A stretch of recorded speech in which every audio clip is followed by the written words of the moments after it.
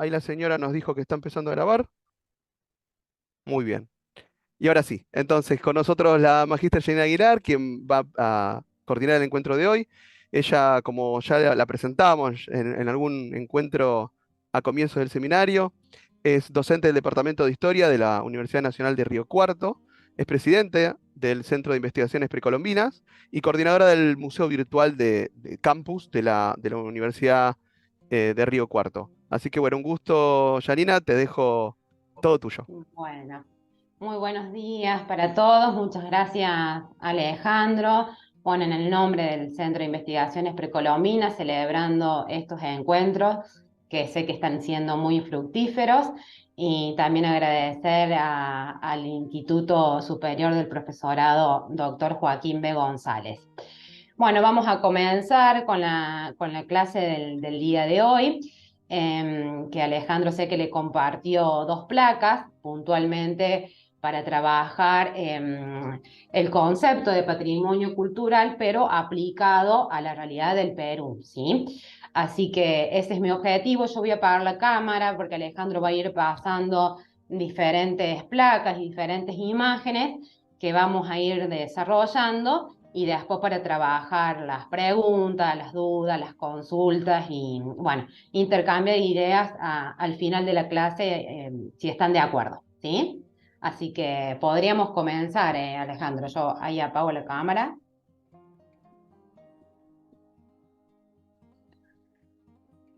Bueno, muy bien.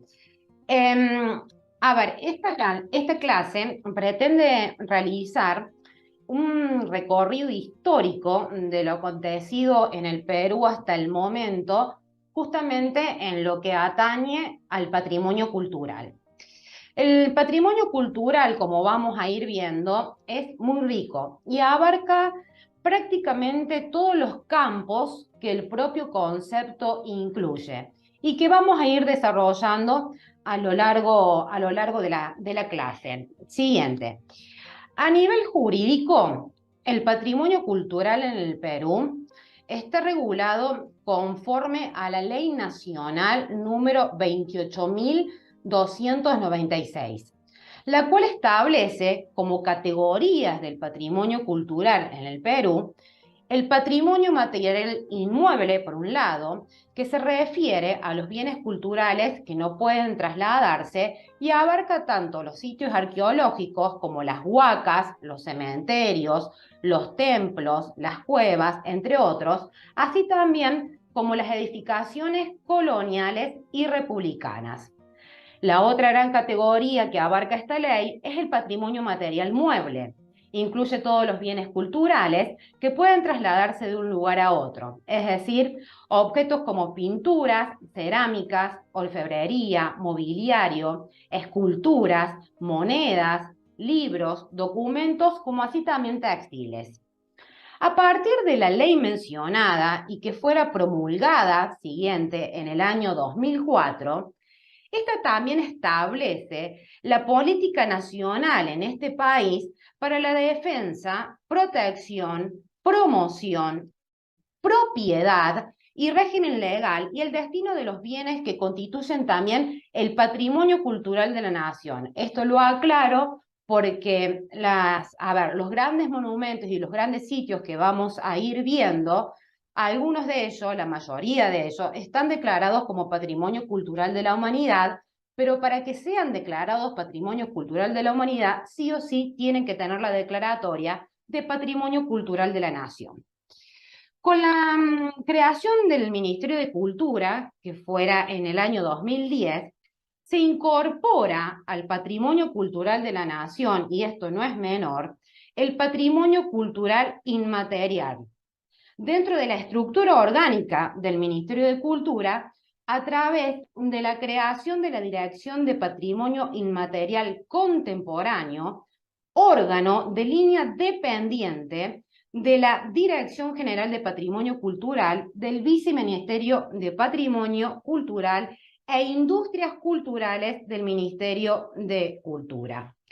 Dicha norma define el patrimonio cultural inmaterial como las creaciones de una comunidad cultural fundada en las tradiciones expresadas por individuos de manera unitaria o grupal y que reconocidamente responden a las expectativas de la comunidad como expresión de la identidad cultural y social, además de los valores transmitidos oralmente, tales como los idiomas, lenguas y dialectos autóctonos, el saber y conocimiento tradicional, ya sean artísticos, gastronómicos, medicinales, tecnológicos, folclóricos o religiosos, los conocimientos colectivos de los pueblos y otras expresiones o manifestaciones culturales que en conjunto conforman nuestra diversidad cultural.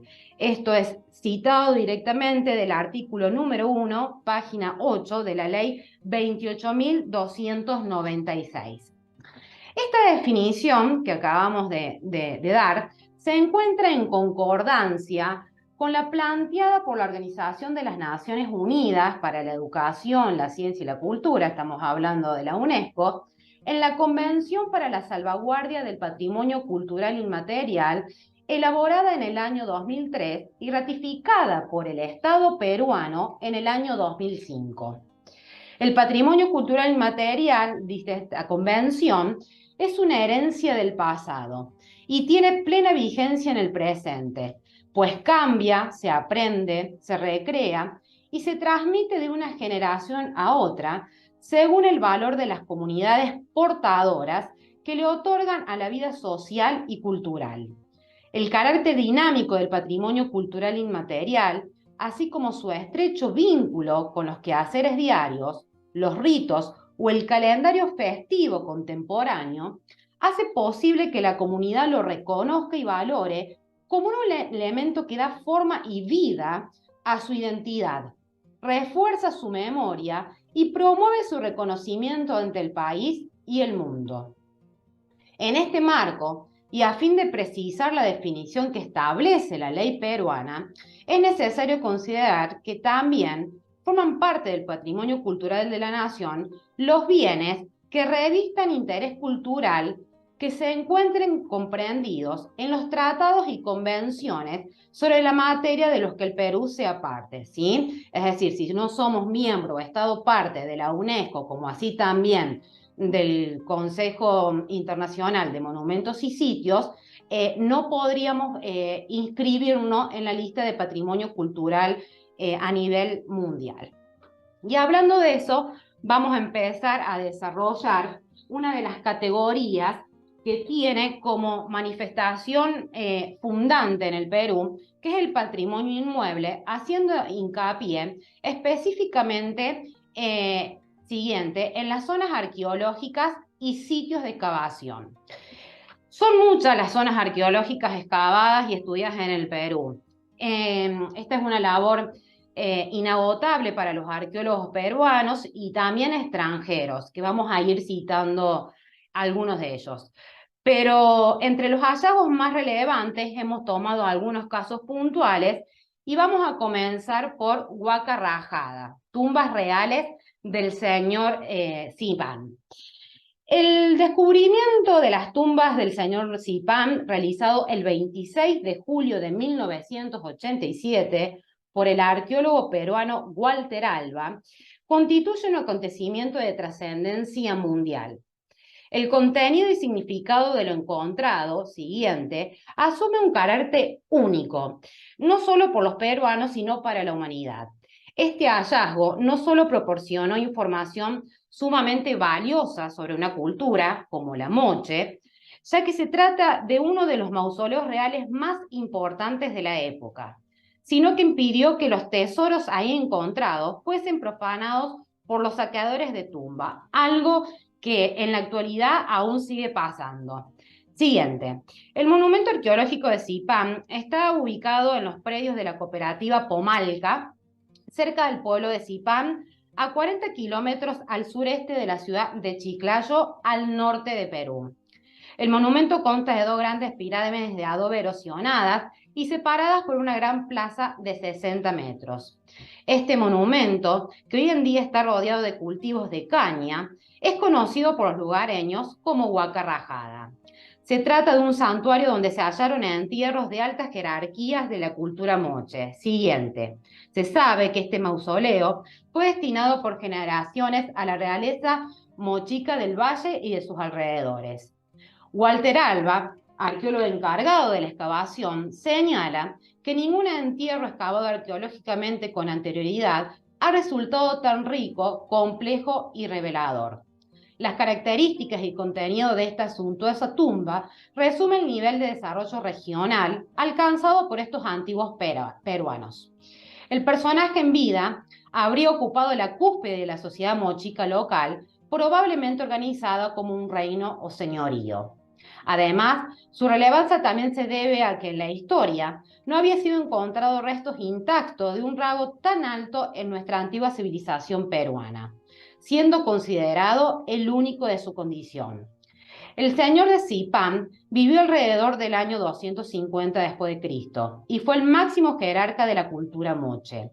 Fue encontrado en un ataúd de madera, siendo el primero en encontrarse en América. Siguiente. Se encontró junto a 600 objetos, entre los que encontramos orejeras de oro, collares, un cetro. Además, durante el descubrimiento, también se evidenciaron en la tumba 8 individuos, 4 hombres, 3 mujeres, un niño y restos de 2 llamas y un perro. Siguiente.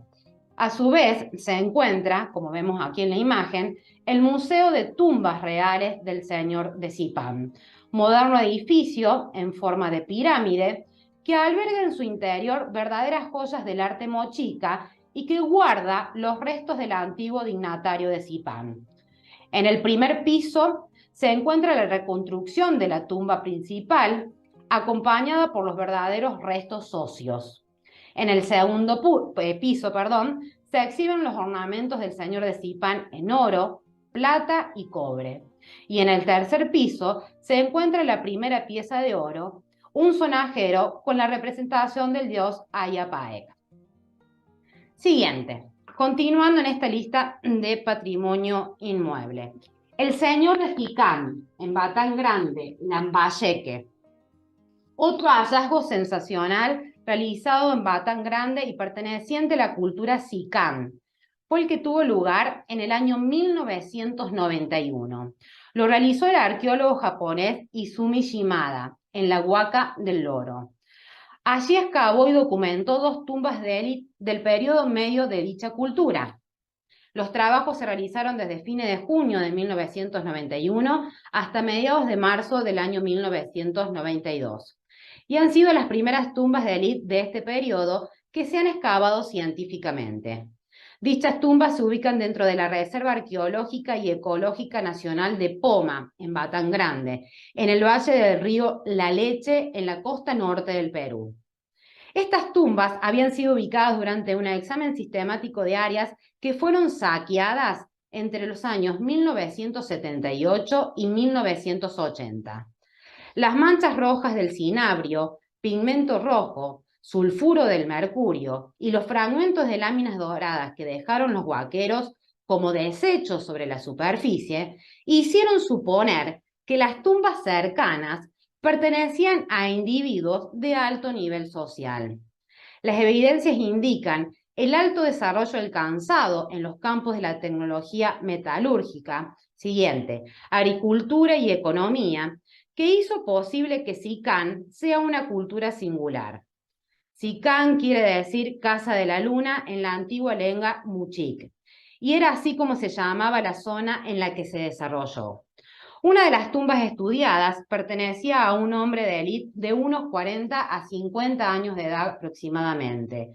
Se lo encontró sentado, con las piernas cruzadas y con el cuerpo completamente cubierto por cinabrio, que le habían aplicado seguramente como parte del ritual. El cuerpo estaba de cabeza y ésta había sido forzada a tomar un ángulo de casi 180 grados. Sobre el cuerpo lucía innumerables cuentas de concha y piedras semipreciosas.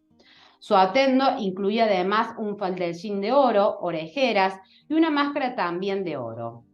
El oro tenía, para los hombres de esta época, un valor ritual diferente al que le damos hoy en día.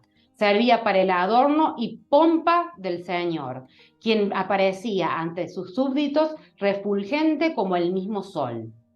Lo más destacado es la increíble cantidad de bienes encontrados, mayormente objetos de metal, cuyo peso alcanzó 1,5 toneladas, lo que evidencia claramente la riqueza económica y gran productividad, además del avance tecnológico y organización social de la cultura SICAM. Las piezas compiten en cantidad y calidad con las del señor de SIPAM. Siguiente. El Museo Nacional de SICAM, ubicado en la ciudad de Ferreñafe, a 20 kilómetros de la ciudad de Chiclayo, en el camino que conduce hacia el santuario histórico Bosque de Pomac. Este museo se dedica a exhibir, investigar, proteger, difundir, conservar y promover la cultura SICAM o lambayeque, tanto en territorio nacional como en el extranjero, contribuyendo de esta manera a preservar el legado cultural peruano, fortalecer la identidad regional y a desarrollar la actividad turística en beneficio de la localidad. Siguiente. El otro caso que aquí estamos presentando es Tanzán, en la ciudad de Trujillo, dentro del departamento de La Libertad. Es la ciudadela de barro más extensa del mundo. Ocupa 20 kilómetros cuadrados y ha sido dividida en diferentes sectores por los arqueólogos que la han investigado y cuya construcción comenzó sobre bases más antiguas. Se estima que pudo albergar a por lo menos 35.000 habitantes. Se encuentra, siguiente, en el corazón del estado Chimú, junto a la actual ciudad de Trujillo, en el norte del Perú. Los muros fueron edificados con adobes y adobones y levantados sobre fundamentos construidos con piedra y tierra. Las diversas unidades arquitectónicas de Chan Chan han sido bautizadas principalmente con nombres de destacados arqueólogos como Yudi, Ule y Tello, entre otros. Las paredes de la ciudadela, siguiente, así como de las pirámides del entorno, se caracterizan por su decoración estucada, expresada con pequeños diseños conocidos como arabescos. Estas figuras eran elaboradas en las paredes de barro aún húmedas. Existe la hipótesis fundada en las tradiciones orales de que su extensión no se basó en método de conquista, sino en pactos federativos. De este modo, los distintos ámbitos dentro de la gran ciudad siguiente debieron de corresponder a los pueblos incorporados al reino y no a la discriminación por raza de castas u oficios. Aquí estamos presentando a la dama de Ampato, en Arequipa. El hallazgo de la capa cocha del Apu Ampato se realizó en el año 1995 por dos expertos a 6.300 metros sobre el nivel del mar en las cumbres del nevado arequipeño de Ampato. Siguiente. La adolescente estaba arropada a la usanza incaica e iba rodeada de ofrendas miniaturescas de metal, constituida por estatuas de oro de 25 centímetros de alto. Las circunstancias del hallazgo y el hecho de que la momia esté congelada ha permitido que se realicen estudios detenidos primero en Arequipa y posteriormente en laboratorios norteamericanos. Lo más importante es que se trata de un documento intacto de los sacrificios humanos realizados en honor a los apus o altas cumbres que personificaban al dios del agua ancestral y en los que se suponía residía la deidad bajo cuyo control estaban las lluvias, que permitían la existencia al fertilizar la Pachamama o Tierra Madre. Siguiente.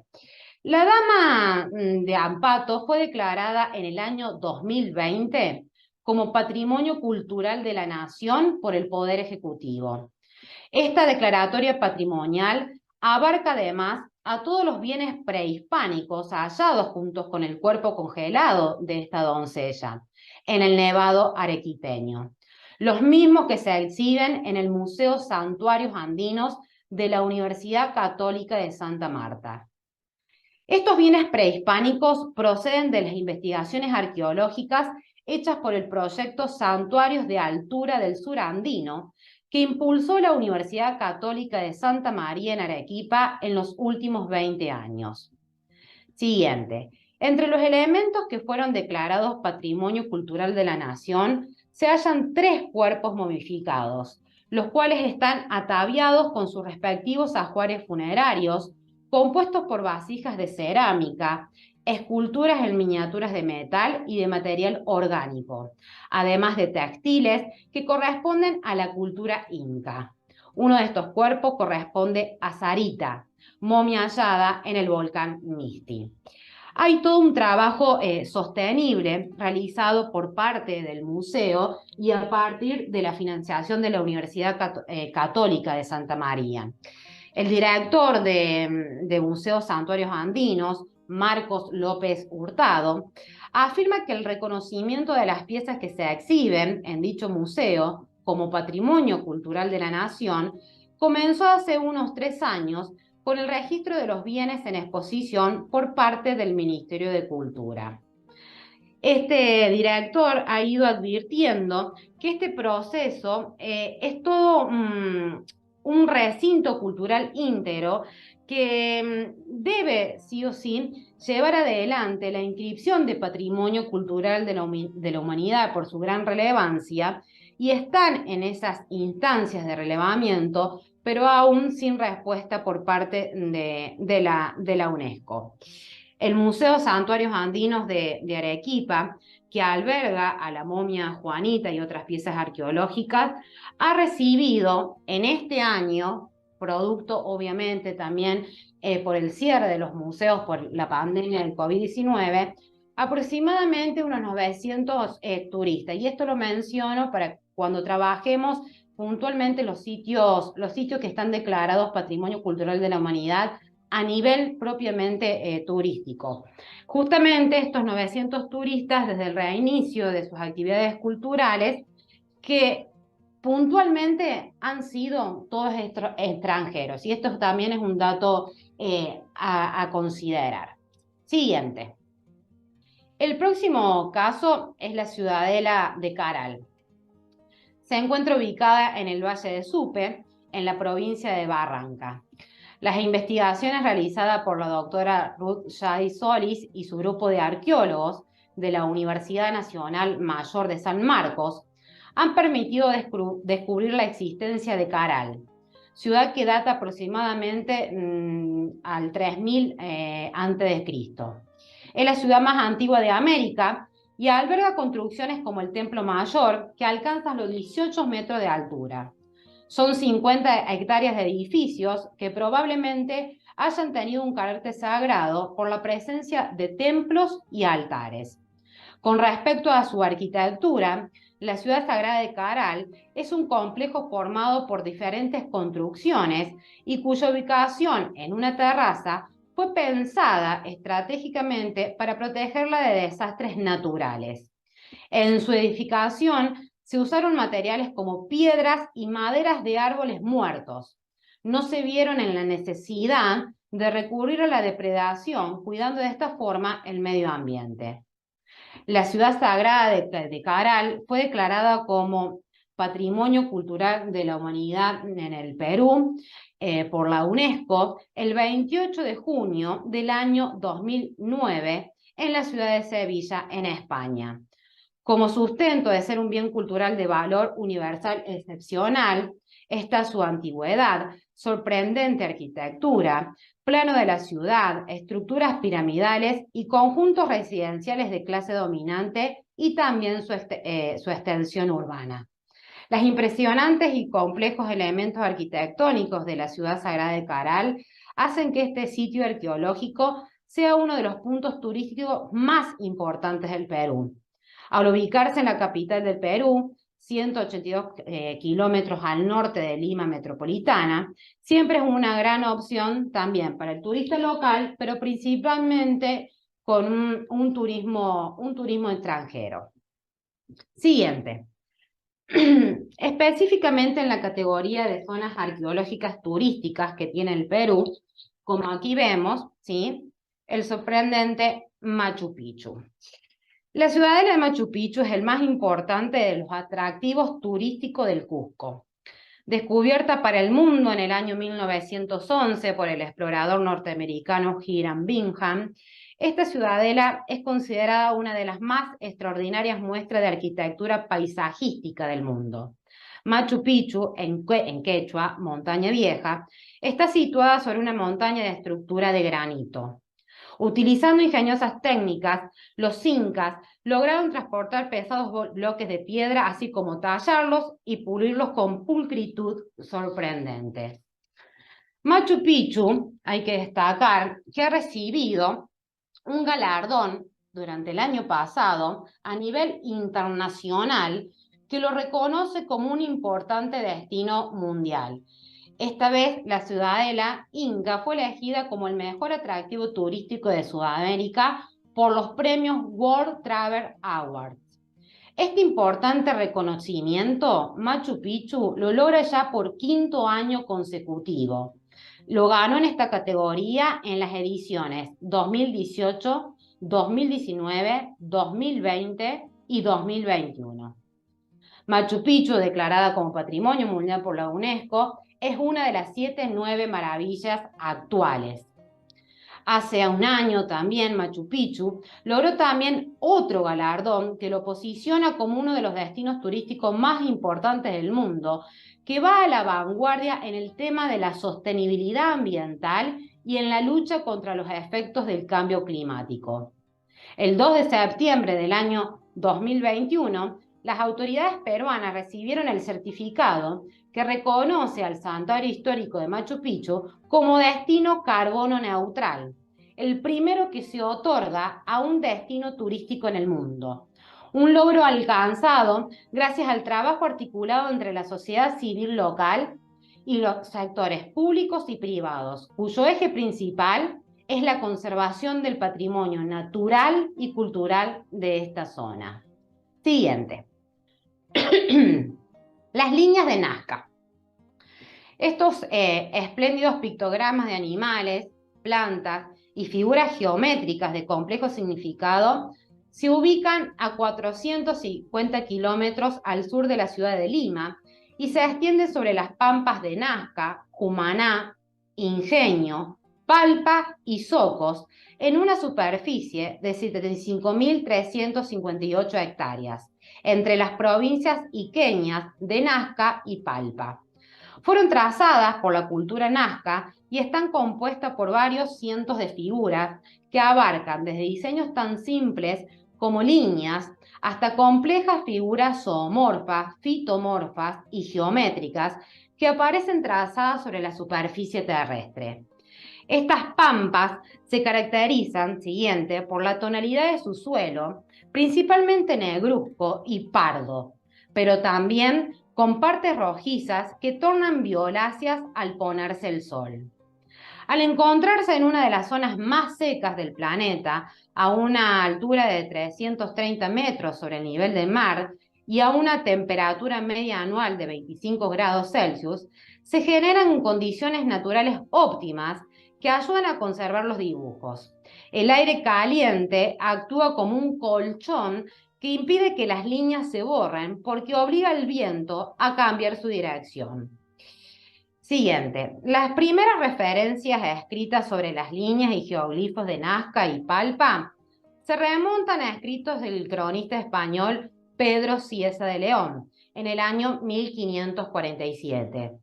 En tanto, los primeros hallazgos e investigaciones arqueológicas se datan a partir del año 1932 y estuvieron a cargo de Julio Tello, considerado el padre de la arqueología peruana, y de su discípulo Toribio Mejía Cespe, destacado arqueólogo peruano.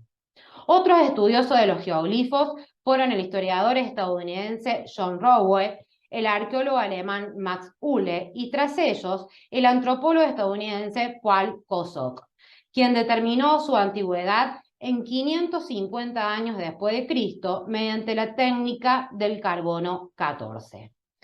Los importantes avances en la investigación sobre las enigmáticas líneas de Nazca y Palpa fueron protagonizados notablemente a partir del año 1946 por la matemática y arqueóloga alemana Maria Reiche, quien dedicó el resto de su vida al estudio y conservación de los geoglifos. Se han contabilizado hasta ahora alrededor de 800 figuras cuyo tamaño supera los 200 metros de largo y cuyas líneas tienen cada una un ancho que varía entre los 40 y 210 centímetros. Según los estudios arqueológicos realizados principalmente por Maria Reiche, existen dos categorías de glifos. El primer grupo representa en forma esquemática una variedad de formas naturales que incluyen animales, pájaros, insectos, flores, plantas y árboles, así como objetos de la vida cotidiana. Siguiente. Entre las figuras más emblemáticas destacan animales como el colibrí, el mono, el ave fragata, la grulla, el pelícano, la ballena, la araña que veíamos recientemente, el cóndor, el alcatraz, el árbol, el lagarto, el caracol, el perro, el felino, el loro, entre otros. Entre las plantas se resalta el cactus, la espiral y la flor. Asimismo, hay pictogramas que aluden a personas como el llamado hombre búho o astronauta y las manos. A estas figuras se suman otras de corte geométrico cuyo significado tienen diversas interpretaciones. El segundo grupo comprende líneas generalmente rectas que cruzan la pampa en todas las direcciones. Algunas tienen varios kilómetros de longitud y forman diseños de figuras geométricas, triángulos, espirales, líneas onduladas. Otro grupo son las llamadas pistas, al parecer diseñadas para acomodar a un gran número de personas. Según Maria Reiche, la mayor estudiosa de la línea de Nazca y Palpa, estos enormes geoglifos que sobreviven al tiempo fueron usados al parecer por los antiguos peranos de la civilización Nazca como un gigantesco calendario solar y lunar. Otros estudiosos, en tanto, han expuesto hipótesis sobre la naturaleza ritual y el carácter protector de las imágenes.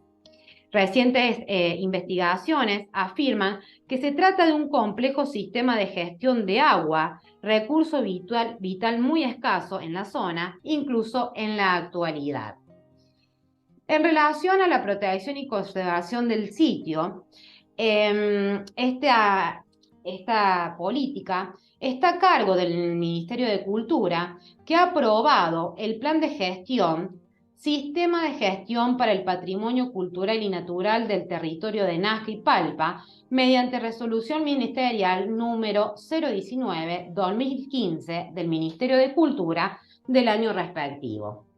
Este documento, que es fundamental en la protección de las líneas y geoglifos, establece los principios, estrategias, líneas de acción y una zonificación del territorio para ser gestionado mediante programas y proyectos de investigación, documentación, conservación y promoción de este importante patrimonio cultural.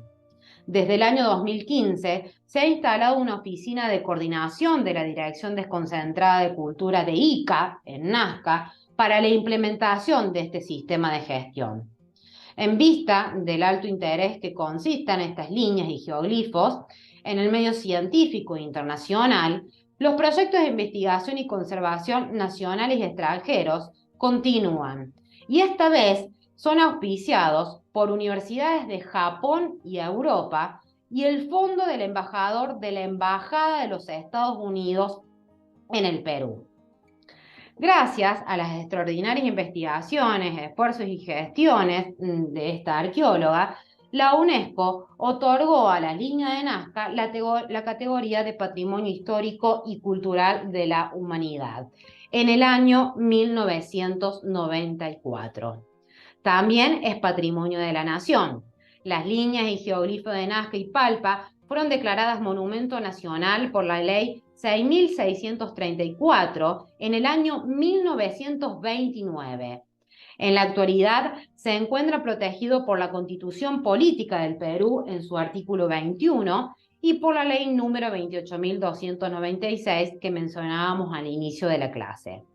Sin embargo, no podemos dejar de destacar y de decir que en los últimos años han sufrido graves daños justamente por la imagen que estamos viendo, por la construcción de una autopista panamericana y también las rodadas de todo terreno, que permiten el vandalismo y el ingreso directo al sitio arqueológico y que en estos momentos, para evitar y en el marco de este plan de gestión, se está creando un centro de interpretación, como así también la perspectiva de crear un museo virtual y evitar, digamos, el avistamiento del público, ya que tiene una gran capacidad de carga. Siguiente.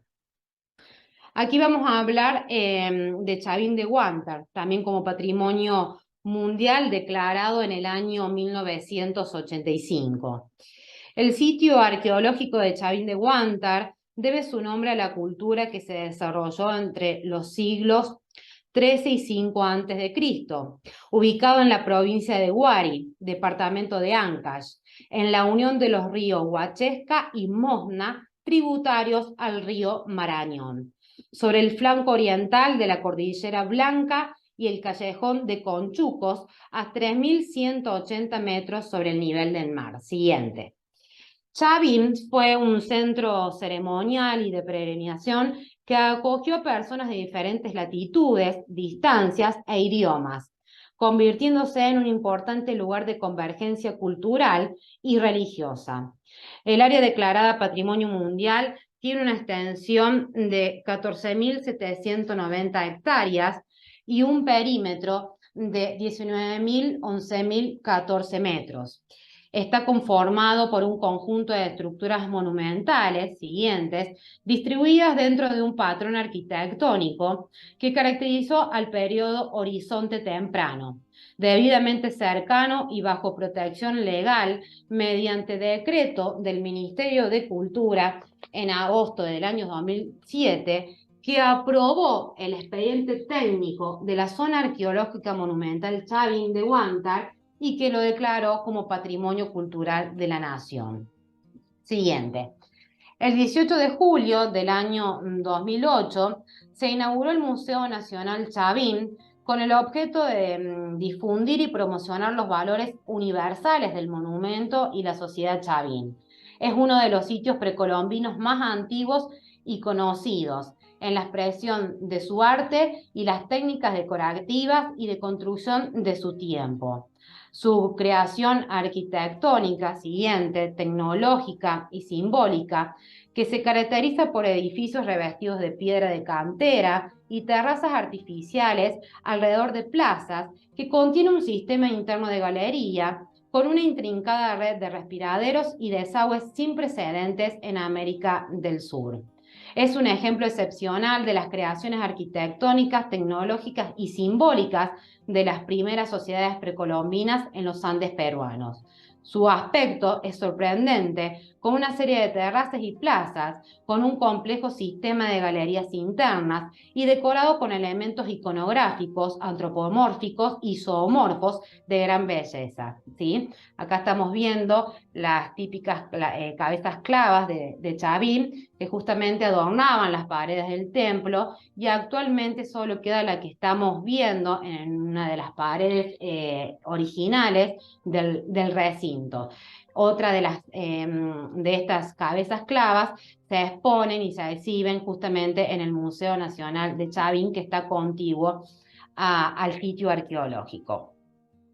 En relación a la integridad, los límites de la propiedad contienen todos los elementos, características y valores estructurales y simbólicos del complejo arquitectónico y de su evolución histórica que transmiten su valor universal excepcional.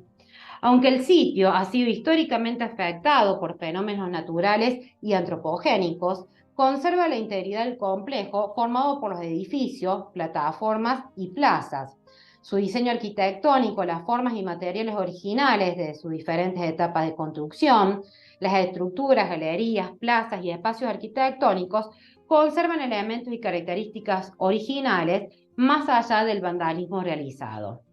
En cuanto a la autenticidad, se han mantenido las condiciones de autenticidad del sitio arqueológico de Chavín, incluida la planificación del territorio y su concepción arquitectónica, formas, materiales y diseño iconográfico. Los elementos existentes en el sitio son testigos del diseño, desarrollo y síntesis del arte lítico estético de las lápidas, vigas, columnas, esculturas y otros elementos que permanecen in situ, mostrando sus connotaciones ideológicas religiosas, el simbolismo y el significado ritual del compuesto y el uso ceremonial y la función de espacios y áreas arquitectónicas en particular. También representan la sociedad de Chavín y el proceso de evolución histórica que revela diferentes etapas de construcción y contextos culturales. Este sitio, en relación a los requisitos de protección y gestión, está debidamente protegido por la Constitución Nacional en su artículo 36, bajo la ley número 6.634 del año 1929, que estipula expresamente el derecho inalienable e irrevocable de la nación sobre todos los monumentos existentes antes del virreinato en el país y declara el sitio arqueológico de Chavín como un monumento nacional. Otras normas legales para la protección incluyen la Ley General del Patrimonio Cultural Nacional, que establece que el patrimonio es inalienable e imprescriptible, y la Ley 13.442, que determina la creación del Parque Nacional Chavín y el Centro de Turismo Arqueológico en la provincia de Huari, departamento de Ancash. Siguiente. Otra de las categorías que es importante mencionar son las históricas artísticas, que comprenden distintas zonas monumentales. Y en este caso estamos presentando el Centro Histórico de Arequipa, declarado como Patrimonio Mundial en el año 2015. El Centro Histórico de Arequipa representa la combinación de influencias nativas y características de construcción española en un terreno inestable debido a terremotos, formado por gruesas paredes, arcos, pórticos, bóvedas, patios y espacios abiertos, construido principalmente con sillar, la piedra volcánica que proviene del volcán El Misti. Las poblaciones indígenas persistentes, la conquista y la evangelización española, el entorno natural y los frecuentes terremotos son factores principales en la definición de la identidad de Arequipa. La ciudad fue fundada en 1540 en un valle que había sido intensamente cultivado por comunidades prehispánicas. El diseño de una aldea indígena ha sobrevivido cerca del centro histórico en el distrito de San Lázaro. El sitio del Patrimonio Mundial consta de 49 bloques originales del diseño español. La arquitectura ornamentada en el Centro Histórico de Arequipa representa una obra maestra de la integración creativa de características europeas y nativas cruciales para la expresión cultural de toda la región. Este centro histórico es un ejemplo de asentamiento colonial con influencias indígenas, el proceso de conquista y evangelización. Aquí es posible identificar 5 periodos: la fundación, 1540, el esplendor barroco, entre 1582 y 1784, la introducción del rococó y el neoclasicismo, entre 1784 y 1868, el empirismo moderno y la moda neoclásica, entre 1868 y 1960. El núcleo de la ciudad histórica, como lo vemos, es la Plaza de Armas, la Plaza Mayor, con sus arcos, el municipio y la catedral. En una esquina de la plaza se encuentra la iglesia y los claustros de la compañía, el conjunto más representativo del periodo barroco mestizo de finales del siglo XVIII. El monasterio de Santa Catarina, con una impresionante ciudadela religiosa que integra estilos arquitectónicos de los siglos XVI al XIX. El complejo de San Francisco, que incluye una pequeña plaza, la iglesia principal, el convento y los claustros de la Tercera Orden. Las capillas y conventos de Santo Domingo datan de los siglos XVI al XVIII. San Agustín, la Merced y la iglesia de Santa María, Santa Teresa y Santa Rosa. El Puente Real, ahora Puente Bolognesi, y el Puente Grau también están construidos de sillar. Siguiente. En el marco de estas zonas monumentales, históricas, artísticas, presentamos el Centro Histórico de Cusco. La ciudad de Cusco fue el centro urbano más importante del imperio del Tahuantinsuyo, fundada por el Inca Manco Cápac, y conformada de palacios, templos y canchas, hablamos de viviendas, con calles y plazas, rodeada de extensas áreas para la agricultura y la artesanía. Alcanzó su mayor desarrollo con el Inca Pachacútec en el siglo XV, cuando los españoles conquistaron el imperio incaico en 1534, erigieron la ciudad española sobre los recintos y construcciones incas. La ciudad del Cusco ha sido reconocida patrimonio cultural por su excepcionalidad de valor universal al representar una obra maestra del genio creador humano. Constituye un testimonio único del imperio del Tahuantinsuyo que ejerció control político, religioso y administrativo en varios países de América del Sur entre los siglos XV y XVI. La ciudad representa 3.000 años de desarrollo cultural indígena y autónomo en los Andes del sur del Perú. Asimismo, la ciudad del Cusco ofrece un testimonio único de los logros urbanos siguientes y arquitectónicos de asentamientos políticos, económicos y culturales durante la era precolombina en esta región. Es un ejemplo representativo de la confluencia de dos culturas distintas, inca y española, que produjo un sincretismo cultural destacado y configuró una estructura urbana y forma arquitectónicas únicas. Aquí, como estamos viendo, ejemplo de ello del Templo del Coricancha. En cuanto a la integridad, la ciudad de Cusco mantiene la organización espacial y la mayoría de los edificios de la antigua capital del Imperio Inca y del Virreinato. A pesar del crecimiento urbano, los sectores que conforman la ciudad imperial inca son reconocibles con sus antiguas estructuras de piedra y su técnica de construcción que definen y encierran calles y unidades de vivienda sobre las cuales se levantaron casas coloniales y republicanas, monasterios e iglesias que se mantienen intactos en sus elementos arquitectónicos y sus obras de arte. En cuanto a los requisitos de protección y gestión, la ciudad de Cusco está calificada como Patrimonio Cultural de la Nación, de acuerdo con Resolución Suprema 2900 del año 1972. Conforme con esta regulación, todas las calles en el área delimitada se clasifican como áreas monumentales y 103 edificios históricos están clasificados como monumentos arquitectónicos. Cusco es patrimonio protegido por la Constitución Nacional y por la Ley Nacional del Patrimonio Cultural del Perú. El Ministerio de Cultura y la Municipalidad Provincial de Cusco son los principales responsables de la conservación y gestión de la propiedad y realizan constantes evaluaciones urbanas, registro, protección, supervisión y control de obras. La Municipalidad de Cusco es responsable de autorizar obras de intervención en la ciudad y participar en la preservación y restauración de programas y proyectos de patrimonio cultural. Cabe destacar que la ciudad de Cusco está teniendo grandes problemas de conservación en los últimos tiempos. Por ejemplo, casonas convertidas en negocios turizados, comercio ambulatorio desordenado, paraderos informales y basuras en las calles en medio de un tráfico que se presenta realmente como caótico. Este es, en resumen, el actual paisaje urbano en varios sectores del centro histórico de Cusco, un espacio que, como dijimos, en el año 1993 fue declarado como Patrimonio Mundial de la Humanidad por la UNESCO. Ante esta situación, la Municipalidad de Cusco actualizó en el año 2017, el Plan Maestro de esta zona monumental, un documento que serviría como instrumento de gestión técnica y normativa a largo plazo y proyectado específicamente al año 2028.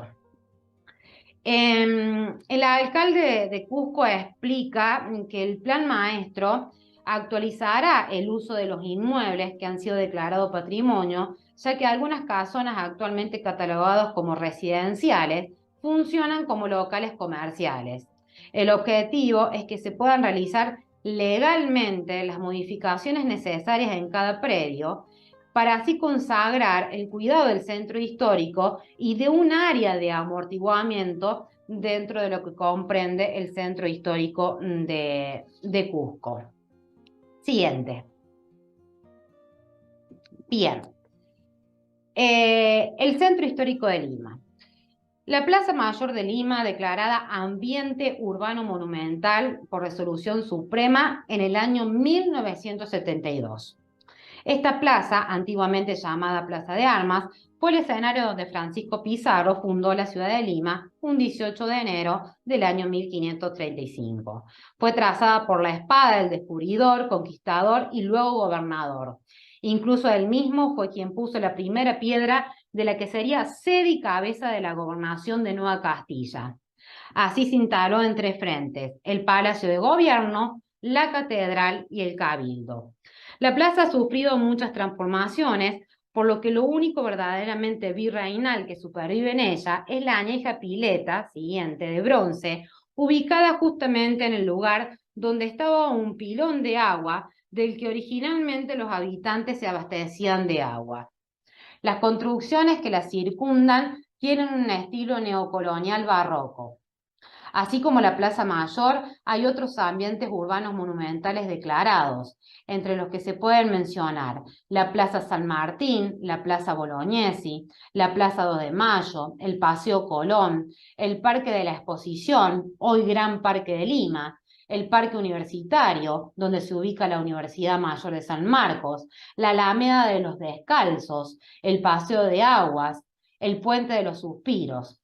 Cabe aclarar que estos ejemplos se ubican solo en la capital, pero en todo el territorio peruano se pueden ubicar también ejemplos similares. El Centro Histórico de Lima fue declarado como Patrimonio Cultural de la Humanidad en el año 1991. Para lograr esto, el Comité de Patrimonio Mundial de la organización tomó en cuenta una serie de criterios, entre los que se consideró el de excepcionalidad. El Centro Histórico de Lima representa una expresión única de un proceso cultural regional que preserva sus valores arquitectónicos, tecnológicos, tipológicos, estéticos, históricos y urbanos, adaptados en términos de disponibilidad de materiales, clima, terremotos y los requisitos de la sociedad. Otro criterio fue el de integridad. Aunque la ciudad ha sido seriamente dañada por varios terremotos, el área delimitada mantiene todos los elementos y características físicas que transmiten su valor universal dentro de una extensión lo suficientemente amplia. El otro criterio, el de autenticidad. Lima conserva en gran medida las características originales del diseño de sus cimientos urbanos como un tablero de ajedrez, y el área de expansión desde el siglo XVI hasta el XIX, incluidos los antiguos caminos prehispánicos. Conseguir que una ciudad integre esta categoría internacional genera una serie de desafíos para el Estado parte, en este caso el Perú, en cuanto al cumplimiento de los compromisos según establecidos en la Convención sobre la Protección del Patrimonio Mundial, Cultural y Natural del año 1972 y al cual Perú adscribe. En cuanto a las recomendaciones, durante el año 2017, la misión de asesoramiento del Centro de Patrimonio Mundial de la UNESCO e ICOMOS Internacional visitó Lima y luego de una evaluación de este sector hizo una serie de recomendaciones que se consideran de aplicación estricta y a nivel jurídico. Entre ellas se incluyen asegurar la correcta e inmediata implementación del plan maestro diseñado para el bien como patrimonio de la humanidad, mayor atención a la situación de los edificios que afectan el paisaje urbano histórico y control de las construcciones ilegales dentro de la ciudad. Reforzar las instituciones que trabajan para la protección del patrimonio cultural en el centro histórico. Implementar el plan de gestión de riesgos de desastres como medida prioritaria. Revitalización del RIMAC y sus edificios históricos de conformidad con lo previsto en el plan maestro. Control de la expansión de viviendas precarias en Lima y RIMAC. Necesidad de contar con una unidad autónoma de gestión para mejorar la estructura actual de gestión y así clarificar las responsabilidades y competencias de las diferentes instancias involucradas. Asimismo, UNESCO considera esencial prestar atención al estado de conservación de algunos edificios históricos para garantizar la preservación de los valores universales y excepcionales que sostienen la declaratoria. Es por ello que se solicitó al Estado parte que presente al Centro de Patrimonio Mundial de la UNESCO, antes del 1 de diciembre del presente año, un informe actualizado sobre el estado de conservación de la propiedad y la implementación de lo anteriormente mencionado. La experiencia internacional de los últimos años muestra que la revitalización de los centros históricos tiene mayores posibilidades de éxito cuando estos son considerados como espacios vivos que permiten la formación de ciudadanía. Junto a esto, el proceso de educación por el patrimonio es clave para fortalecer la protección de la herencia cultural. UNESCO, como organismo técnico, está a disposición del Estado peruano y autoridades locales para ofrecer asesoría, capacidad de gestión y fortalecimiento de capacidades que permitan el mejor cumplimiento de objetivos de conservación y revitalización urbana con un enfoque de sostenibilidad. Siguiente. Bien, la ciudad de Trujillo. Trujillo es una maravillosa ciudad ubicada al noroeste de la República del Perú. Se caracteriza por su clima templado, sol radiante, playas, exquisita arquitectura colonial e increíbles sitios arqueológicos. Una combinación de lo moderno y lo clásico, cuyas calles están llenas de historia. Es la capital de la provincia de Trujillo, que hace parte del Departamento de la Libertad. Cuenta con una población de 914.000 habitantes, lo que la hace la tercera ciudad más poblada del país. La villa de Trujillo se fundó a fines del año 1534 por parte del español Diego de Almagro. Hacia el año 1535 se da la creación oficial de la ciudad el día 5 de marzo con la instalación de su primer cabildo. Siguiente. Trujillo cuenta con una gran riqueza cultural e histórica, cuya importancia traspasa límites regionales, nacionales e internacionales, reafirmando su rol como capital de la cultura. Como vimos hace un momento, sobresalen importantes restos arqueológicos de gran valor, como el complejo arqueológico Chan Chan, que se ubica a unos 5 kilómetros al noroeste de la ciudad en el Valle de Moche. Por otro lado, declarado como Patrimonio Mundial de la UNESCO. Así también la Plaza de Armas como epicentro histórico y monumental de la ciudad. Alto Salaberry, Caballo Muerto, Cerro Oreja, complejos Huacas del Sol y de la Luna, Galindo, obras hidráulicas, entre otros. Sus centros históricos y pueblos tradicionales de raigambre indígena como Moche y Huanchaco, el cual es el bañero más importante de la ciudad. Actualmente es uno de los principales destinos turísticos del Perú, no solo por su gran variedad histórica y cultural, sino también por la amplia variedad gastronómica. Su cocina se sustenta en el mestizaje de sus culturas, así como en la existencia de una de las mayores biodiversidades de la Tierra, lo que ha producido el nacimiento y evolución de gastronomías únicas. Entre los principales platos se puede degustar el sambar, el cabrito con frijoles, y dada su cercanía al mar, se puede disfrutar de manjares marinos como el ceviche, corvina a lo macho, picante de mariscos y muchos otros platos declarados Patrimonio Inmaterial de la Nación. Esto es muy importante porque los sitios que hemos estado mencionando y que hemos estado describiendo forman parte del patrimonio cultural material de la nación.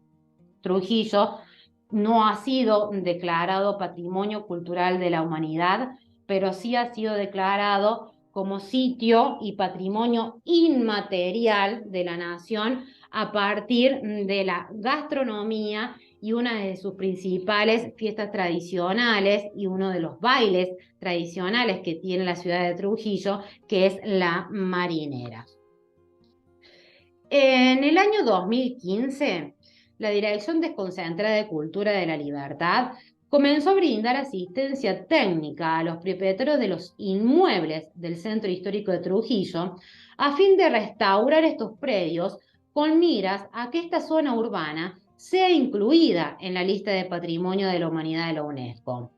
La especialista María Elena Córdoba Burga sostiene que todas las entidades del Estado en la libertad tienen el compromiso y la responsabilidad de cumplir con realizar un diagnóstico de los inmuebles que están en el Centro Histórico de Trujillo a fin de garantizar que las edificaciones estén en las condiciones adecuadas para poder aspirar a ser patrimonio de la humanidad. La idea es conocer cuál es la situación que presentan los inmuebles declarados Patrimonio Cultural de la Nación que están dentro del centro histórico.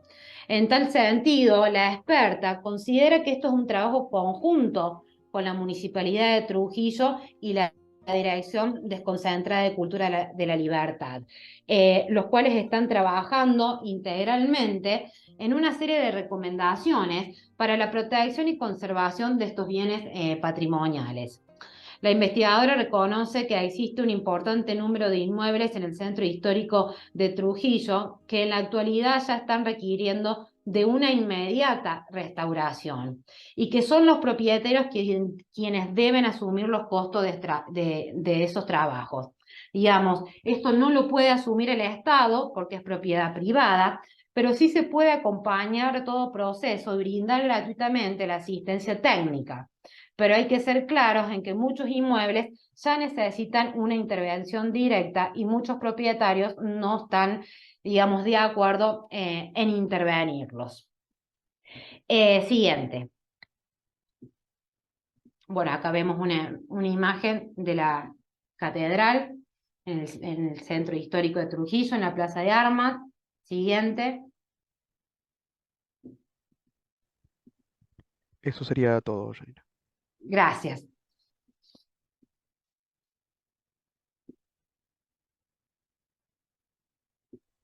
Bien. Bueno, para finalizar o cerrar, comentarles justamente que la gran problemática actual por la que se está atravesando, si bien el Ministerio de Cultura del Perú ha logrado incorporar las declaratorias de patrimonio cultural inmaterial, hay muchas de estas expresiones culturales, muchas tradiciones, muchas expresiones artísticas, culturales, que se ven amenazadas, ¿sí? O que están en peligro de extinción para ser transmitidas de generación en generación. Yo en esta clase quise referirme al patrimonio cultural material, pero el Perú, ¿sí? A lo largo de toda su extensión, tiene muchísimas manifestaciones de patrimonio cultural inmaterial e incluso, como hemos visto también, algunas regiones geográficas donde tienen más preponderancia y más interés o están siendo más vistas por la UNESCO que otras regiones, como por ejemplo en la Amazonía peruana. Si bien se están instando trabajos para las declaratorias de la cerámica Cucama, ¿sí? Para inscribirse en la lista de Patrimonio Cultural de la Humanidad, donde miembros investigadores del CIP y de la Universidad de la Amazonía Peruana están trabajando en ello y las comunidades portadoras, todavía no se logra instalar la importancia que tiene el patrimonio cultural inmaterial como herencia social. No sé si tienen alguna... Bueno, la verdad, yo encantado con el recorrido. Janina, tengo ganas de viajar ahora, ¿no? De volver a, a todos estos sitios que están terribles, la verdad. Porque claro, no es una patrimonialización, una patrimonialidad monumental. Quizás no estamos tan acostumbrados a ver en nuestras latitudes. ¿Janina está todavía o se le cayó la conexión? Me pregunto, porque esto se me fue. ¿Estás por ahí? Ah, se le cayó la conexión. Esperen que vuelva. Claro, si no, estoy hablando solo. A ver si se conecta. No la veo. ¿Está por ahí? Pobre, justo. Bueno, por lo menos ahí está, Janina, volviste. ¿Me escuchás?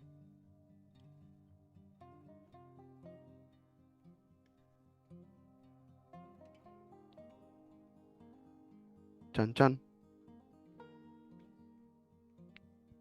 Creo que se le cayó la conectividad. Bueno, decía, para mí es fascinante volver a estos sitios, ¿no? Recorrerlos, pero bueno, muchos de ellos los van a ver cuando viajen.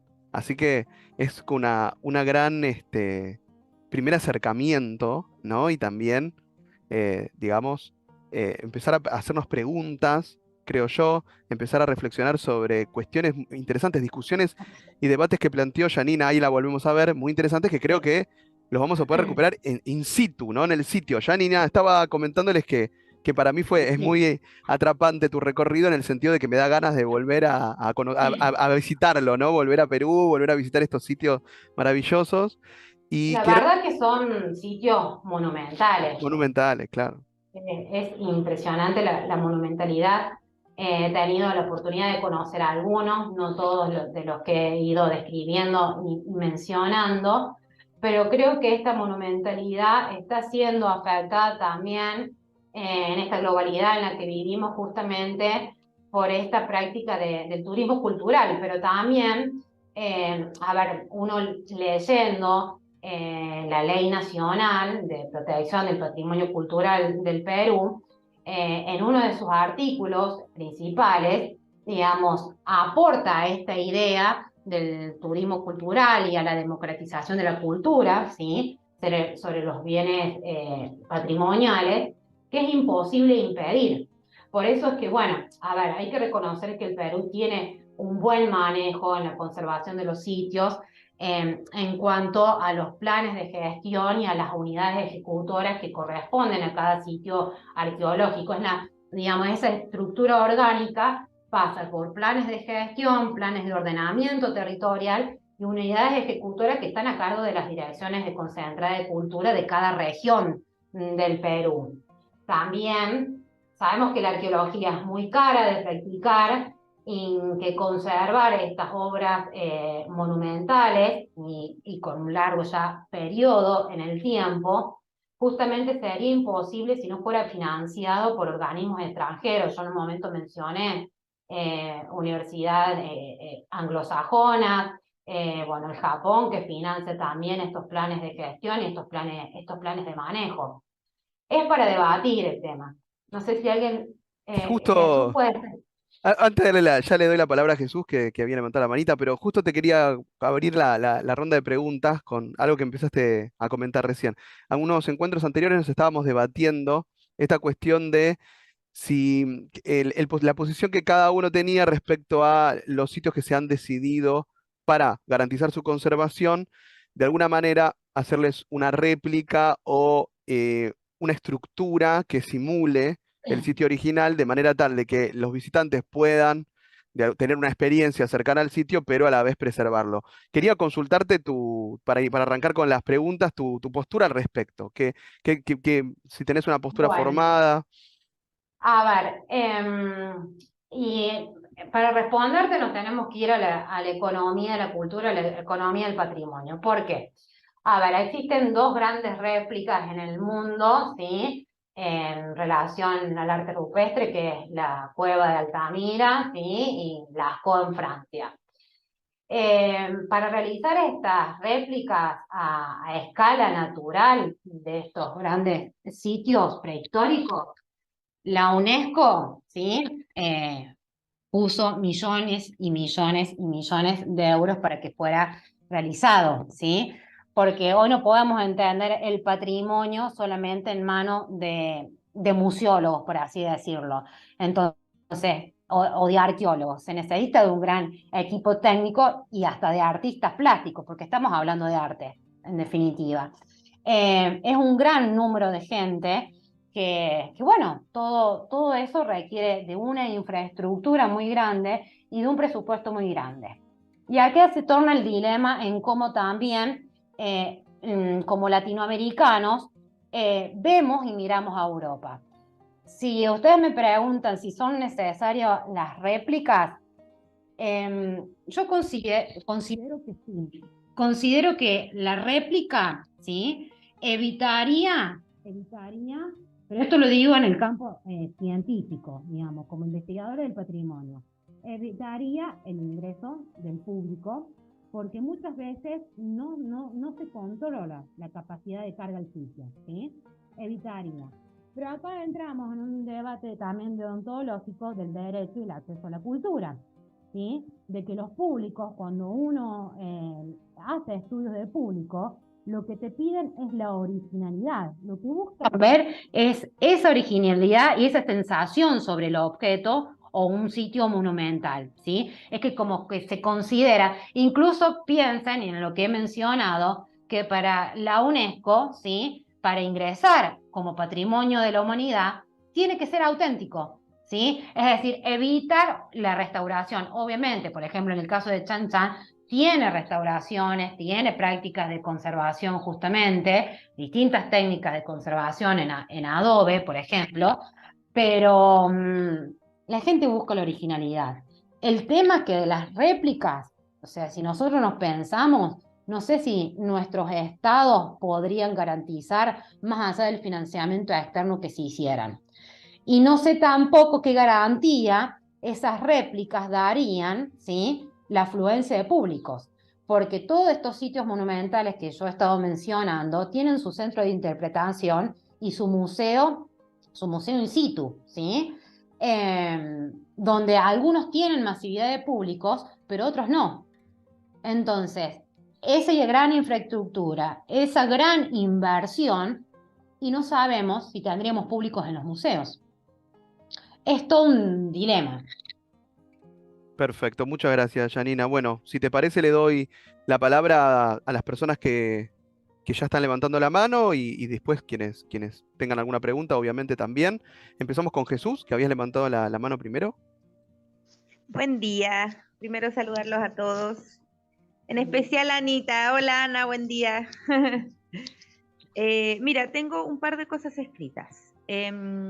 Primero, a modo de crítica constructiva, me gustaría que se pusiera mayor énfasis en el tamaño de las letras de la presentación. No había tenido problemas anteriormente, pero lo voy a decir porque realmente se dificulta poder seguir el hilo de la lectura y tal. Eso por primero.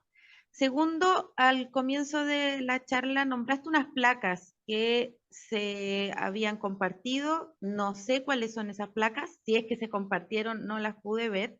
Si es que no se compartieron, fantástico.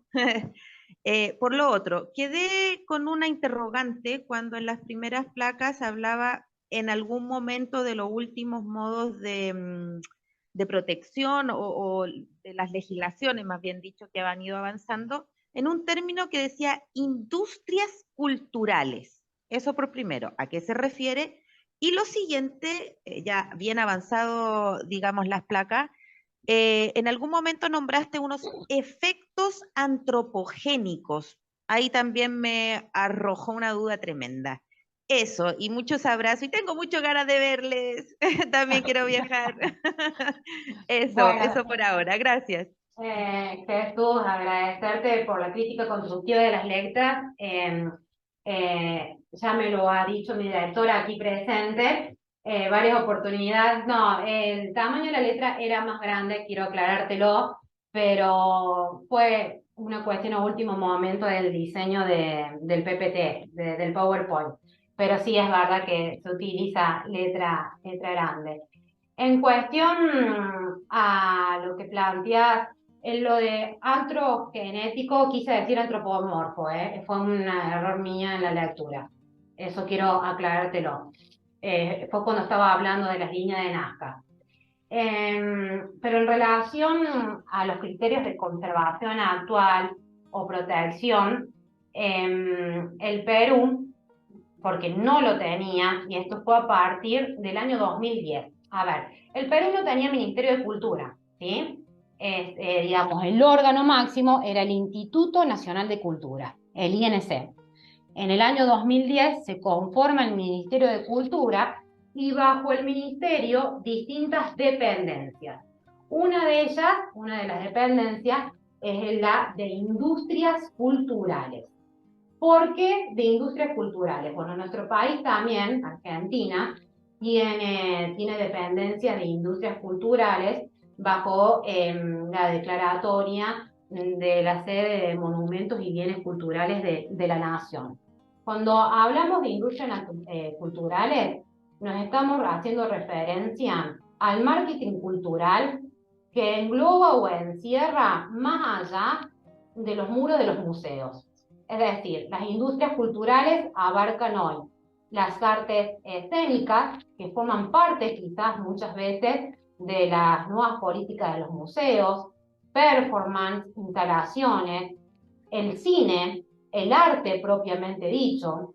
Hoy los museos trabajan con todas esas industrias culturales en la renovación de una corriente museológica crítica que justamente busca, a ver, no sé si desconstruir, pero desenfocar el objeto, el bien cultural, como exposición en la sala de los museos, y que hoy el museo, bajo todas estas perspectivas que nos marcan las industrias culturales, sean principalmente escénicos y basados en imágenes.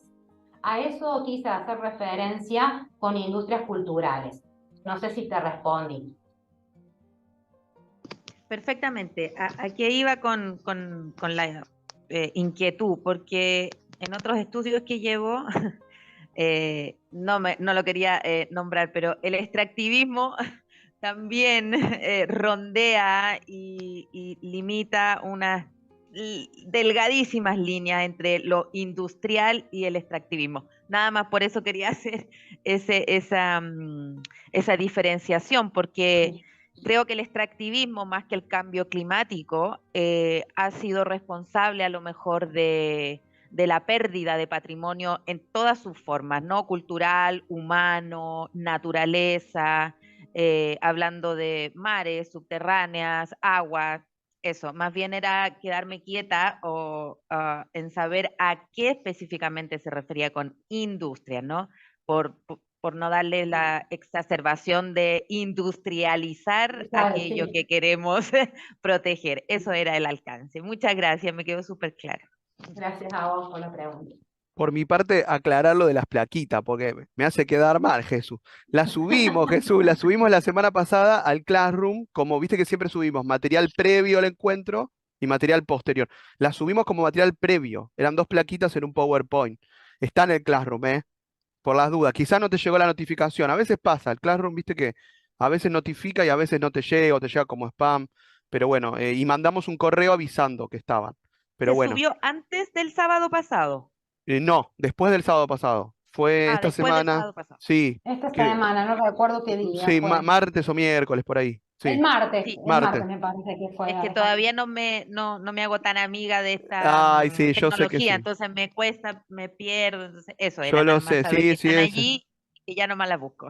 No, perfecto. Jesús, sí, es entendible. Hay una compañera también que me escribió por una cuestión del Classroom. Yo sé que no estamos tan habituados, quizás todos, todas, pero la verdad que es muy fácil centralizar todo ahí, el feedback, recibir las tareas digitales. La verdad que es mucho más práctico que estar escribiendo correos, que por ahí uno se confunde lo que pone, más, entonces en la medida de lo posible, si funciona, vamos a darle con el Classroom que está resultando bastante bien, además, nos permite tener distintas modalidades de tareas y de intercambios que creo que son también interesantes a explorar, ¿no?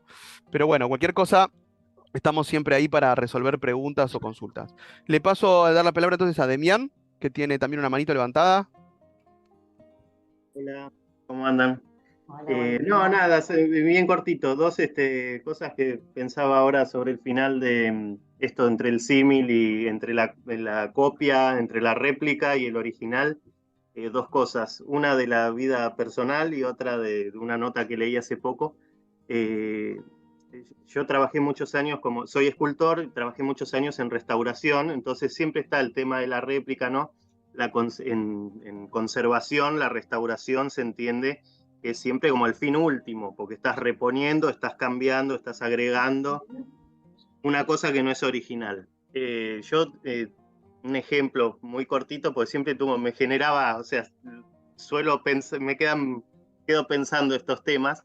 teníamos la pelea con la arquitecta, que es muy amiga, por ejemplo, cuando hicimos los frisos del Teatro Colón, los de la fachada, bueno, estaban muy deteriorados. Entonces era ella con una visión conservacionista, era no, lo mínimo como para que se proteja.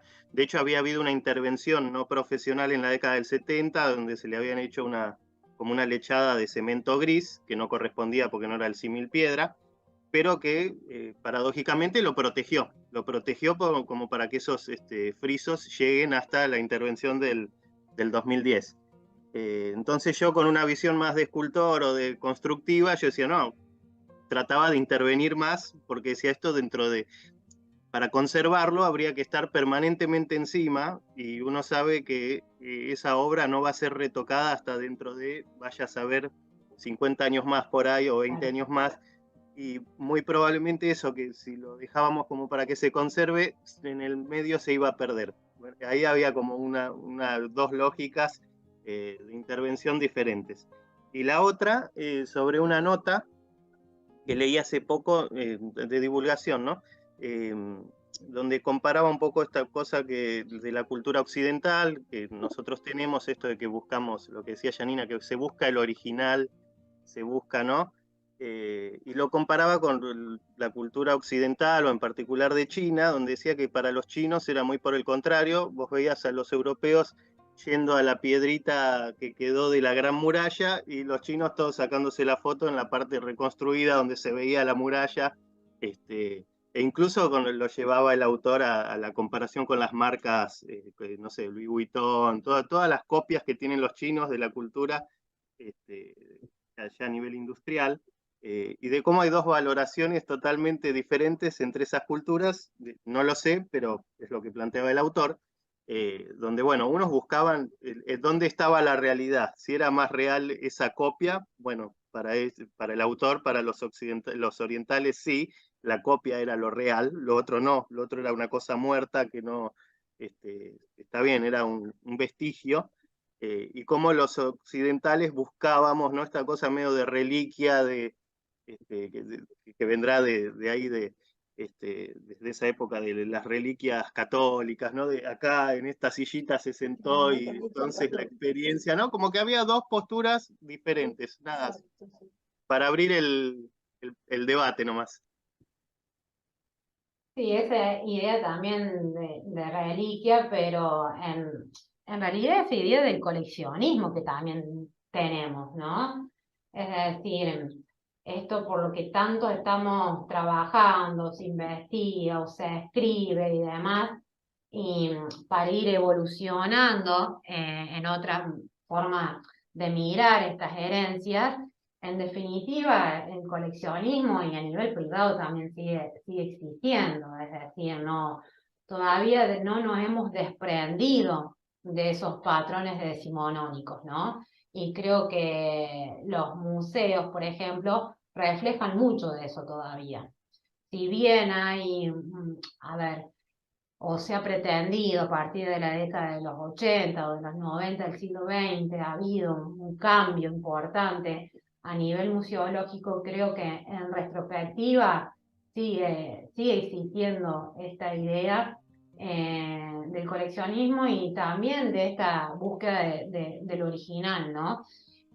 Y todo el tiempo de la novedad, ¿sí? ¿Qué es lo nuevo, lo novedoso que puede aplicar, que nos puede brindar para tener una sensación del gusto, ¿no?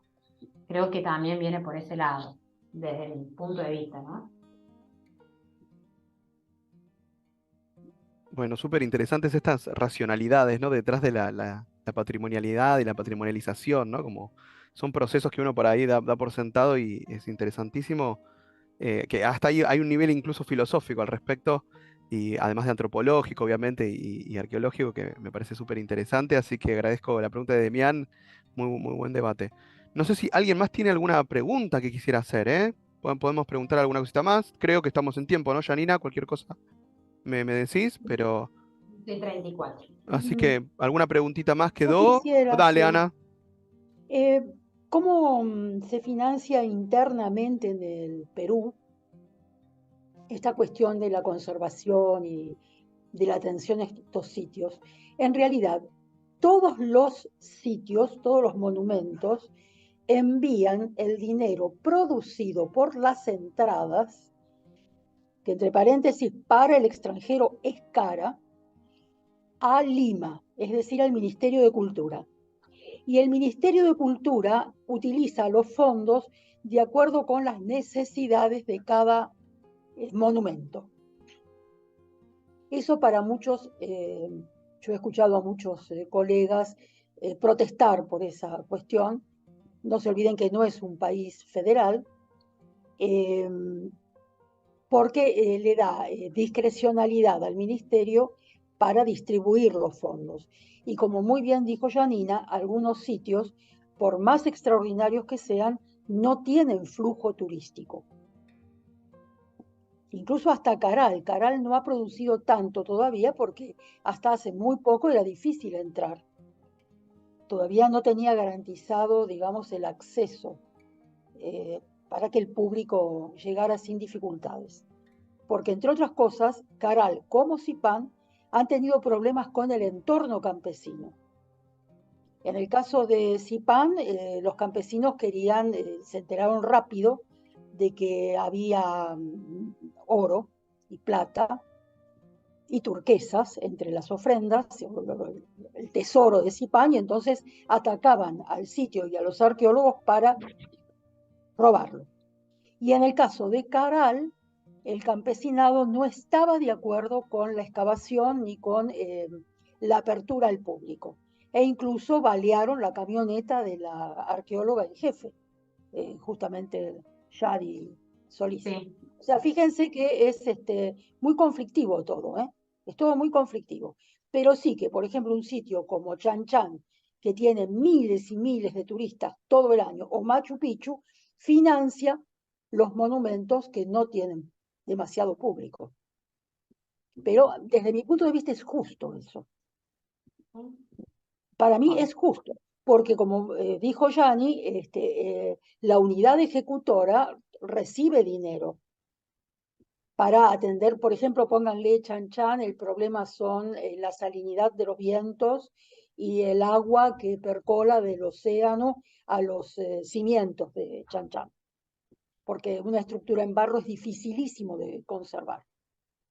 Entonces, bueno, digamos que creo que es una solución pírrica, pero bueno, es una solución adecuada, porque si no, habría autonomía de manejo de fondos por unos y otros carentes de dinero.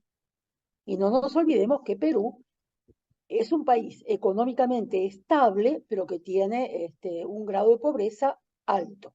Pero nosotros, gracias a nuestros gobernantes, ya lo superamos. Hemos superado a Perú y a Bolivia en, digamos, porcentaje de población pobre. Pero, digamos, no son países desarrollados. Ahora, cuando invierten en cultura, invierten muy bien. La misma Bolivia, les puedo asegurar, Francisco que está presente puede decir, es maravilloso cómo presentan el patrimonio cultural. Por peruanos y por bolivianos, ¿eh?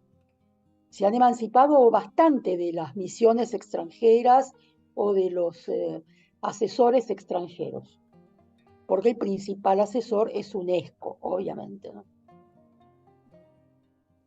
Bueno.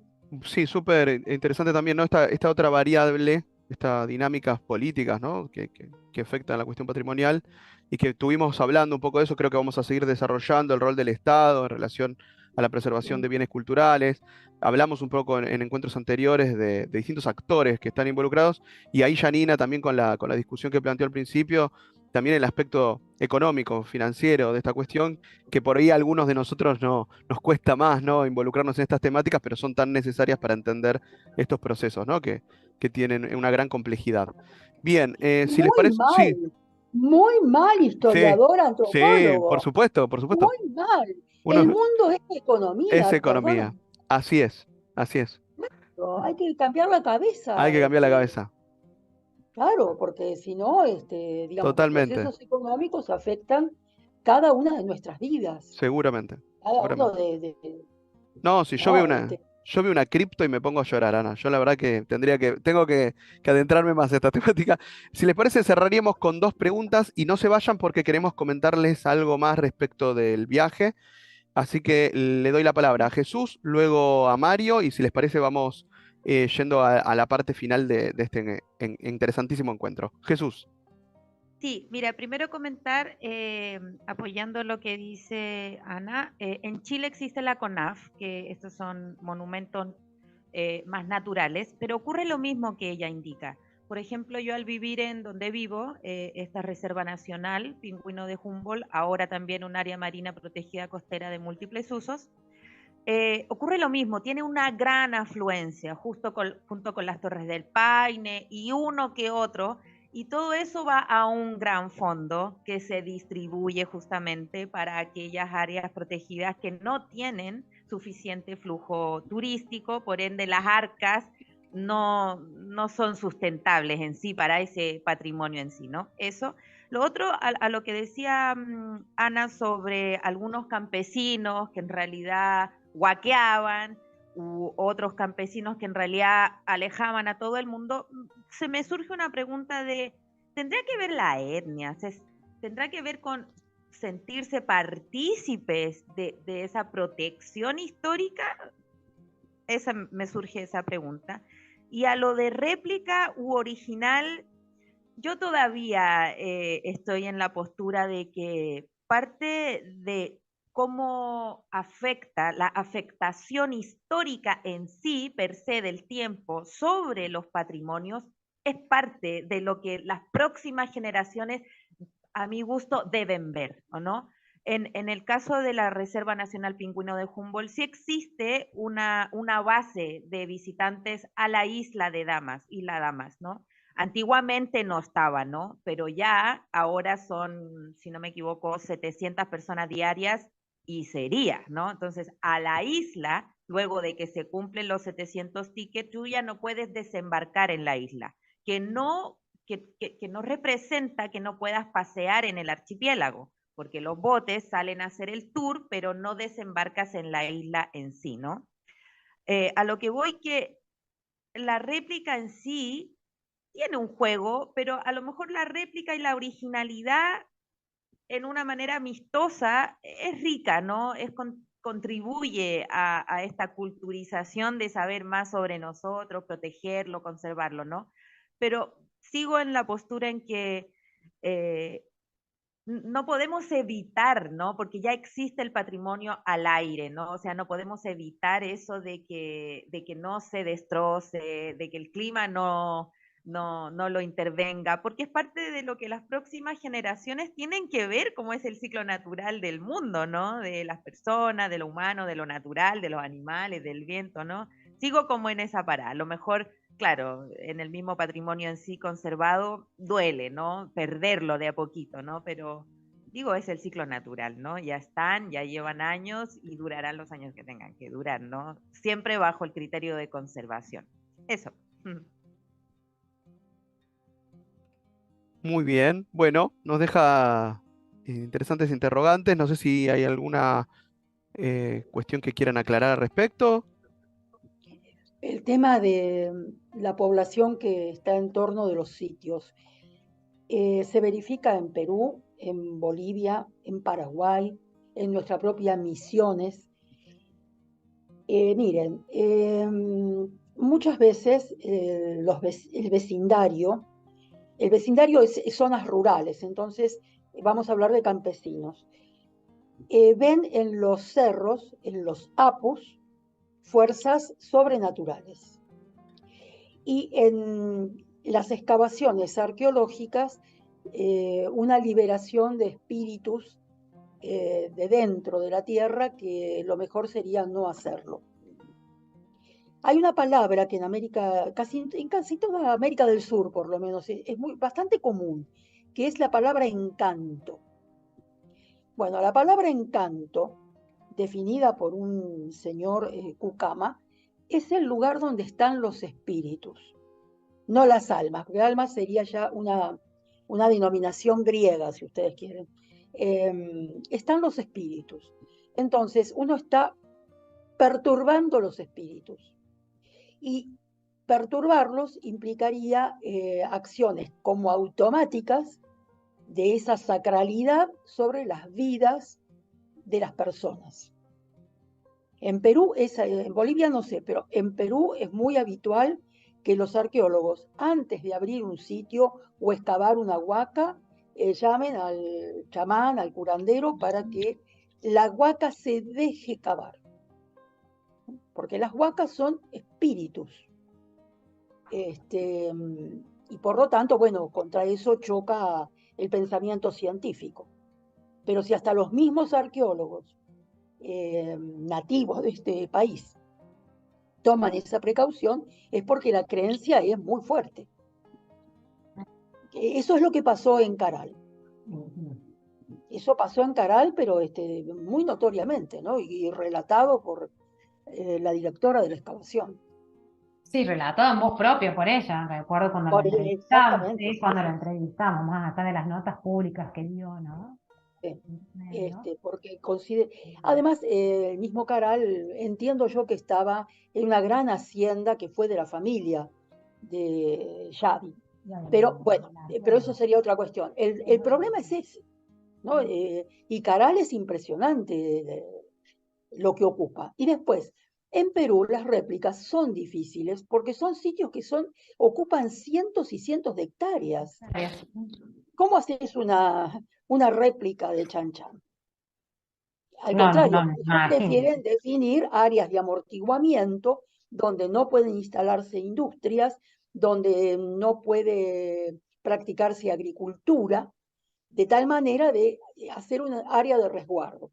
En el caso de Chan Chan, que sí la tienen, no todos los sitios la tienen, porque ya la ciudad avanzó sobre, por ejemplo, Pachacamac. Pachacamac no tiene área de amortiguamiento.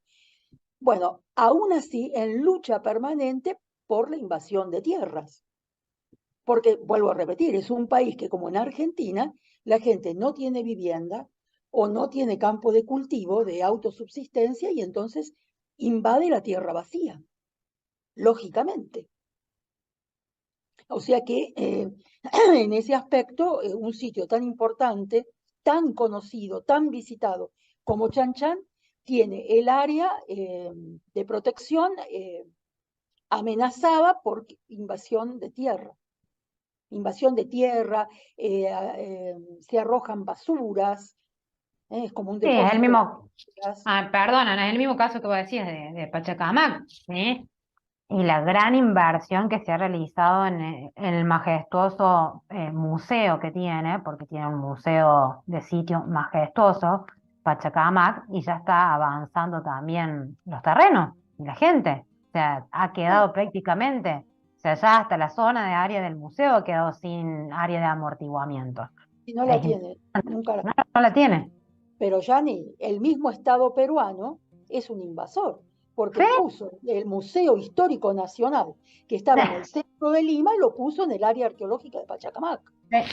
Con esta idea un poco alocada de que, bueno, que la nación moderna tiene que ver, por supuesto que tiene que ver con todo lo anterior, por supuesto que sí, pero, digamos, es una decisión que tomás.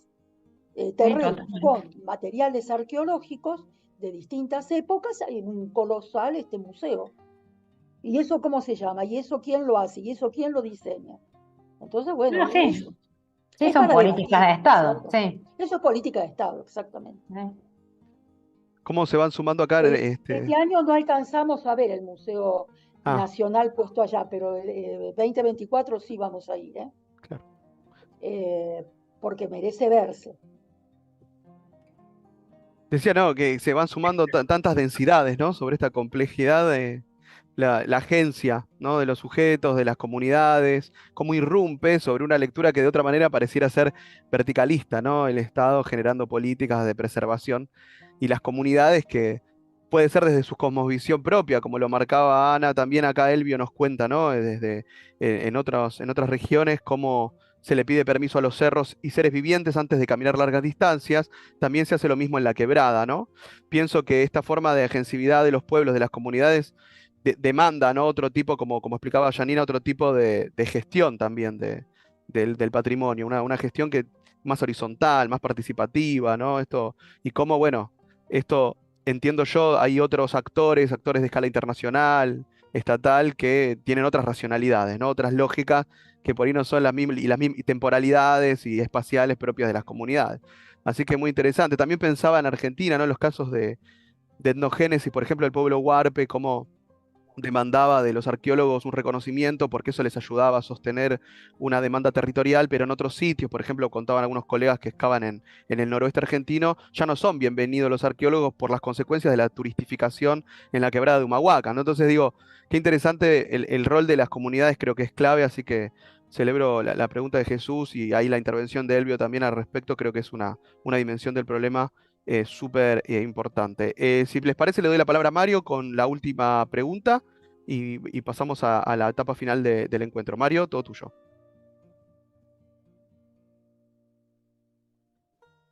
No se te escucha, Mario, ¿eh? No sé si tenés el micrófono apagado. Ahí lo tenés abierto, pero no sale tu voz. Estará, viste que abajo tenés una flechita al lado del micrófono donde se configura de dónde querés que salga. Quizás vos tenés un auricular con micrófono y no te está saliendo del mismo dispositivo que vos querés, digamos. Ahora Ahí sí, está, sí, ahora sí. Alejandro, me saqué los Alejandro, me voy. auriculares. Ana, Era te eso. va. Bueno, transmito la información yo, Ana, entonces. Sí, chao. Perfecto, gracias, Ana. Chao, Ana. Todo tuyo, Mario.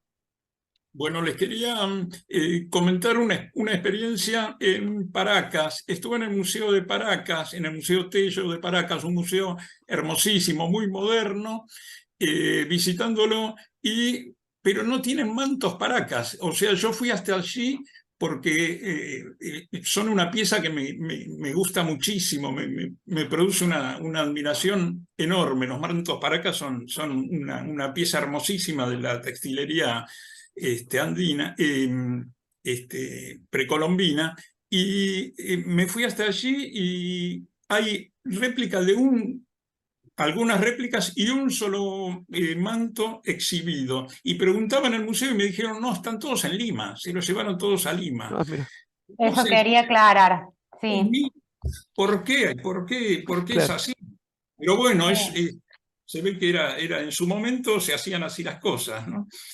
Una lástima, realmente una lástima porque es un lugar fascinante y no se aprecia. Realmente el museo es muy lindo, pero no se aprecia en toda la grandeza que tienen esas obras que son maravillosas. Sí, Mario, el Museo de Arte Popular en Lima, ¿sí? Registra, digamos, la colección textilería mayor, digamos, la concentra en su reservorio patrimonial, en su reservorio arqueológico y etnográfico de casi todas las regiones del Perú. Yo no sé si vos irás a viajar, pero cuando viajamos, es un museo en Lima que siempre visitamos, y ahí te encontrás, por ejemplo, con también todos los bienes culturales que hacen a la región de la Amazonía peruana, ¿sí? Es decir, estamos tratando de crear un museo en la ciudad de Iquitos, justamente para darle voz a las comunidades portadoras de la región amazónica, y en el centro, o sea, en la capital, o sea, en Lima, nos encontramos con un museo que contiene, digamos, en su acervo todo el material de las distintas regiones del Perú. Y la textilería es uno de los más característicos, como voy a decir, lo de Paracas. Incluso este museo, por ejemplo, tiene en dos salas pantallas LED, ¿sí? Pantallas LED, donde ha ido registrando la técnica de la cerámica de distintas también regiones y la técnica de la textilería de las comunidades nativas, de las comunidades portadoras, y eso es lo que se muestra al público. Pero es el museo que concentra todo y por eso quizás te has encontrado con esta situación, que no es solamente en Paracas, pasa en otros museos también. Es Perfecto, como decíamos, son políticas de Estado. claro. A ver, Perú no es, o sea, no es federal justamente y el centralismo Claro, está en Lima. claro. Qué interesante, ¿no? Porque uno siempre tiene, bueno, la cuestión de la imposición de Occidente, de Europa, ¿no? Pero dentro de las propias naciones latinoamericanas hay una desigualdad territorial interna, ¿no? Que a veces no tenemos en cuenta. Así que muy Tal cual. interesante, muy interesante. Bueno, gracias Mario por tu aporte y nos deja pensando. Yo la verdad que ese dato no lo tenía, así que agradezco mucho tu intervención. Última pedido, por favor, estén muy atentos y atentas a las indicaciones del sábado que viene. Vamos a tener ahí novedades sobre eso, así que por favor estén atentos y atentas a esta semana a lo que va a ser el encuentro que viene. Y no sigue abierta la entrega de la actividad 4. No se olviden que sigue abierto para sus comentarios. Era contar un relato. Hacemos una relatoría de biografías escolares donde aparece alguna cuestión cultural o intercultural, como vimos en los encuentros anteriores. Gente, un gustazo. Como siempre, una alegría verles. Muchas gracias. Que estén muy Buen bien. fin de Gracias, Janina. semana. Nos vemos. Gracias. Chau, Gracias, chau. Alex. Chau, chau.